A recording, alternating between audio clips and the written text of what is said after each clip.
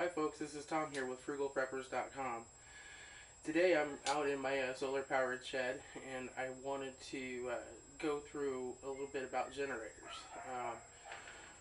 and how I view generators and what I do to kind of maintain them and keep them ready to go. Alright folks, first this one right here, this is my Contractor Professional Tools brand generator. This is made in China. I see these at Harbor Freight. And they seem to rate them anywhere from 900 watts to 1250 watts. They all seem like they're exactly the same brand. Sometimes I find that the ratings are more of a advertisement method than actual ratings. This is a 2-cycle generator. I brought it up the other day to, this is why it's important to use and test your generators. Brought it up the other day to cut some wood. With my saw, and was trying to get it started. Pulled the cord. It broke inside here, came loose from the spring. Future video I'll probably show you how to repair that. They're not too tough to repair, but it's not what you want to be messing with right after a storm and a power outage. Which brings up an important point, which is why I keep 2 generators. Now, I believe that you keep 2 smaller generators. Number one, if you had to barter one in a real emergency, you could barter one and still live off the other one. If one of them goes down and breaks, you have a backup. And you have some power and electricity to work with to fix the one that failed. And the other thing is, I like to keep 2 different styles of generators. One of these is a 2-cycle, which is this one. The other one's a 4-cycle. Now what a 2-cycle generator means is you actually mix gas and oil together and they all go in here. The advantage of that is this generator is a great one to just run long term. Has a small 2-cycle engine, runs for quite a while on a tank of gas, and you actually take the 2-cycle oil and mix it right in the gas. Now what that means is no oil changes. On a 4-cycle generator, you've got to change the oil every 10 hours of operation. This generator could run pretty good. Every couple days or so, you are going to need to take the air cleaner out of it and clean it. But I tell you, the 2-cycle is a little harder to get started, especially in colder weather. You might have to bring it in and let it warm up for a little while to get it started. It's got a choke here that you flip. You flip this switch on. You turn the fuel on the side and give it a pull and it goes. Now it's important that you get your generators out and that you run them every once in a while. It's also important that when you run them, let me see, here is your fuel shut-off valve. You'll turn the fuel on, start it up, let it run. Then you'll turn the fuel off and let it run until it stops. That assures that all the fuel is out of the fuel bowl. If you don't do that, your carburetor is going to gum up. Then you're going to have to tear your carburetor apart and try to clean it and clean out all the little jets in the middle of a power outage to get it going. That's the primary reason that these generators die. People leave that on. This one I got off of Craigslist. I traded it for an air conditioner and it didn't run anymore. The guy didn't want it. All I had to do was clean out the carburetor really good because the fuel had been left on and it started purring like a kitten. Alright folks, this is my 4-cycle 1000-watt generator. Now this one says 1000 watts. That one says 1250. This one will run my window air conditioner. My 2-cycle one will not. This one says 1000 watts. It seems to put out significantly more than that. The 2-cycle generator says 1250 watts. And I don't think it puts out quite that much. This generator is easy to start in the winter. Flip on it's got a fuel shut-off valve, which turns the fuel shut-off valve on. Flip the choke over, flip the engine start switch, and give it a couple pulls and she'll fire right up. This generator has just been rock solid for the most part. Except after the first time I ran it for a good 7 days, I did spin a bearing on the generator head, and I had to pull that apart. I found a replacement bearing at Tractor Supply Company, got that put in there, and it's been trouble free ever since. Some things that you got to realize about generators. Um, Number one is you have to adjust the speed of your generator. Gasoline generators typically require 3,800 RPMs in order to really start making uh, good power. And so what you'll see is this little thing right here. Most generators have these. This is a tension spring.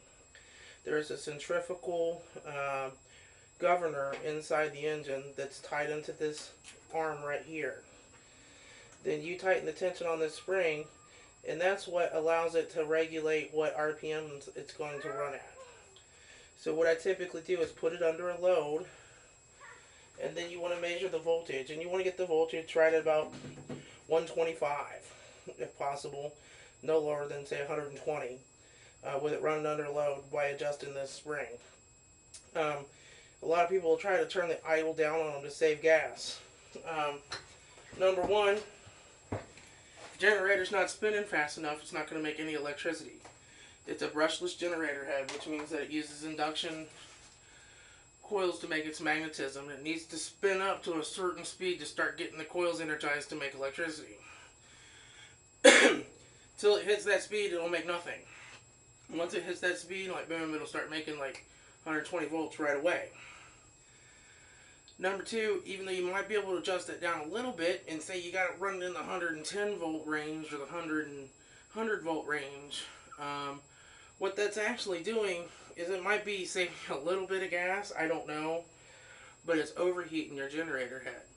As the voltage drops, the current goes up. So the higher your voltage, within reason, you can't go much over 130, you're going to start blowing up your appliances.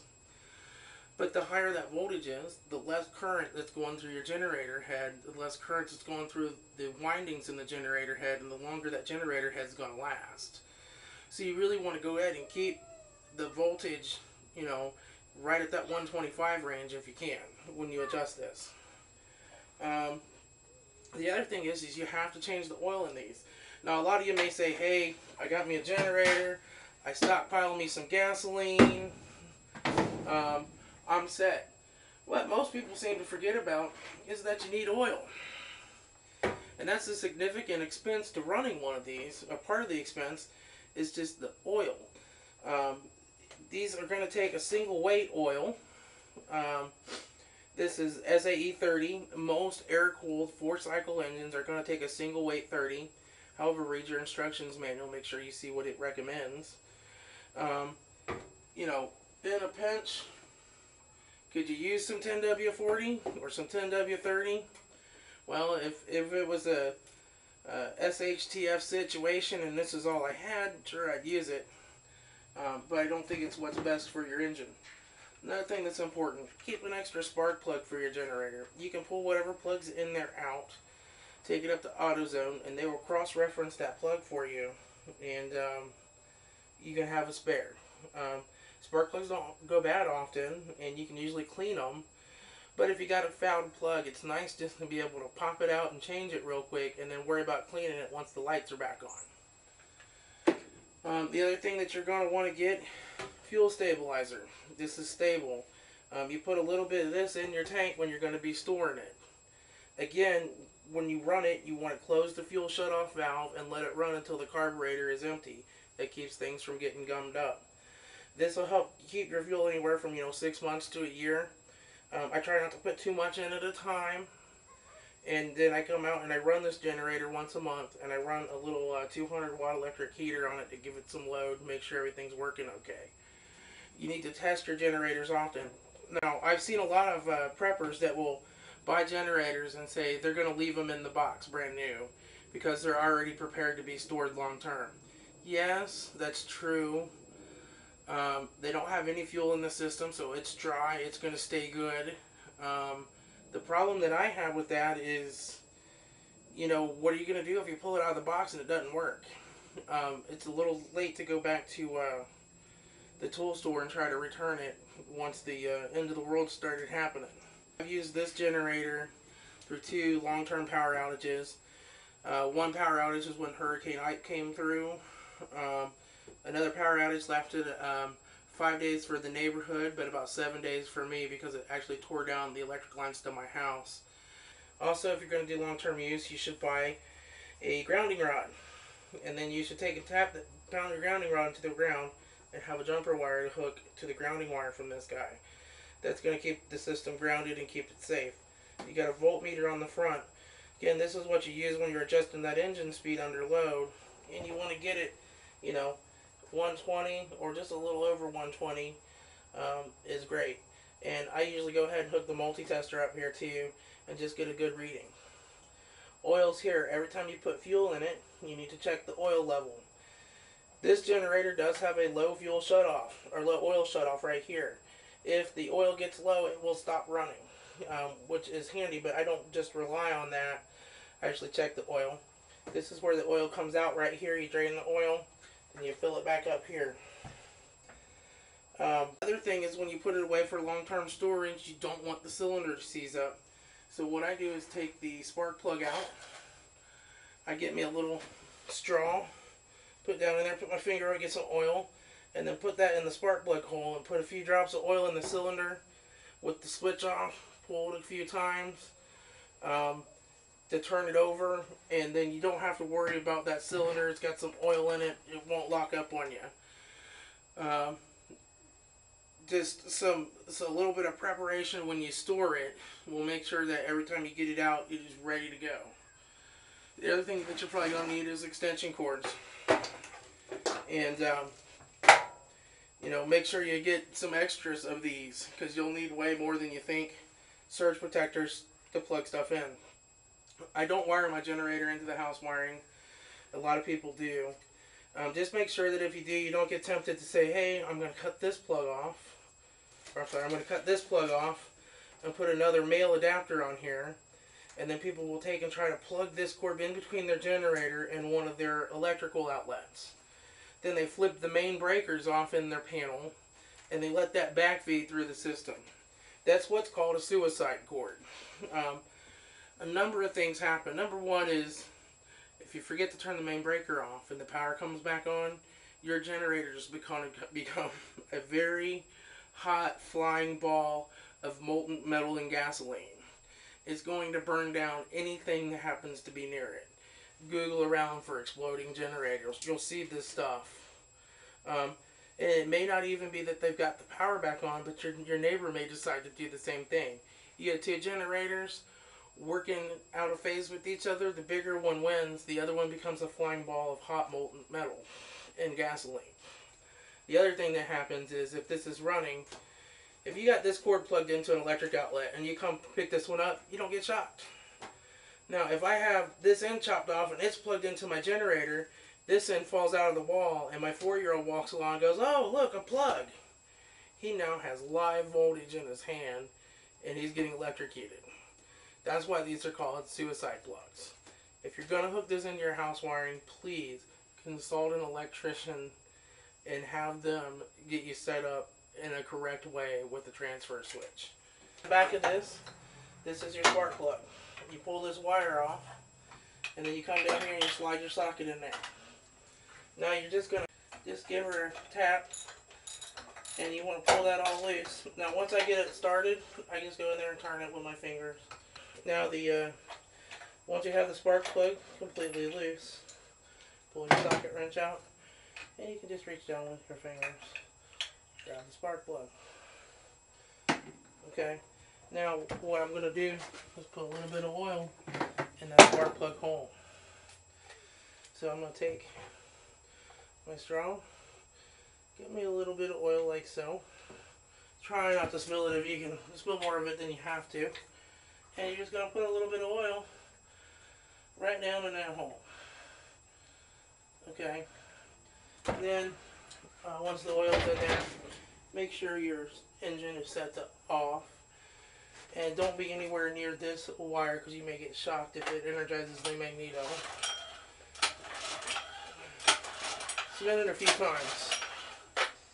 Now, you've got the cylinder good and lubricated. You can put your spark plug back in.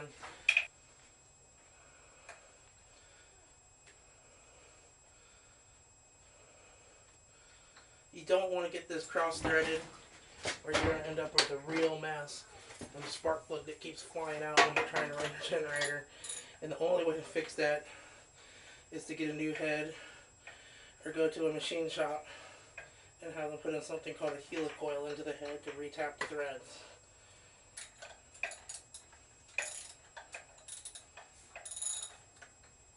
Just get good snug. Don't over tighten it. It's a little cheap Chinese aluminum head. Put that back on there. Now you're set. Alright folks, now I like having two smaller generators. I have a 2-cycle generator and I have a 4-cycle generator. The reason that I have that is because the 2-cycle generator is handy. It doesn't take oil changes. You just put a little oil in the gasoline, 2-cycle oil. It's fast to get out and use and a little bit easier to maintain, store, and put away. The 4-cycle generator seems to have a bigger generator head and put out more wattage and really do a better job.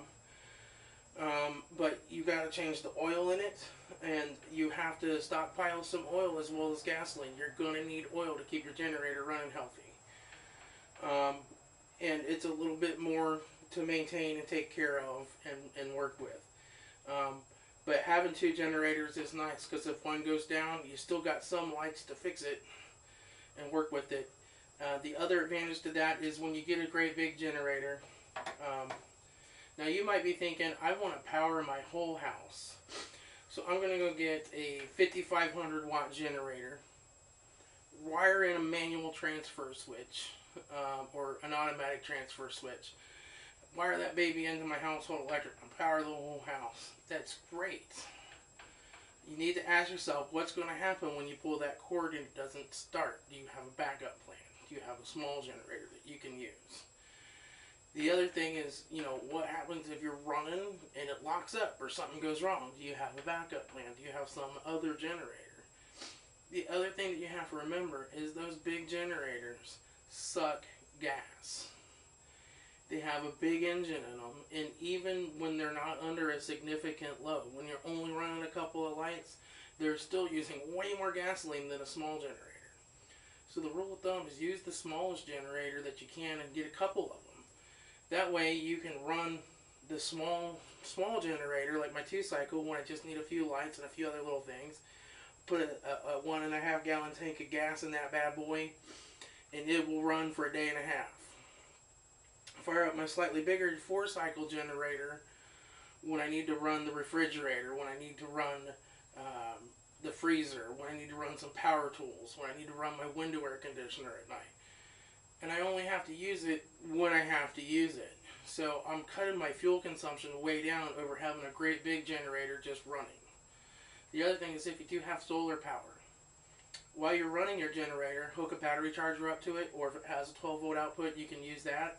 Or you can use both.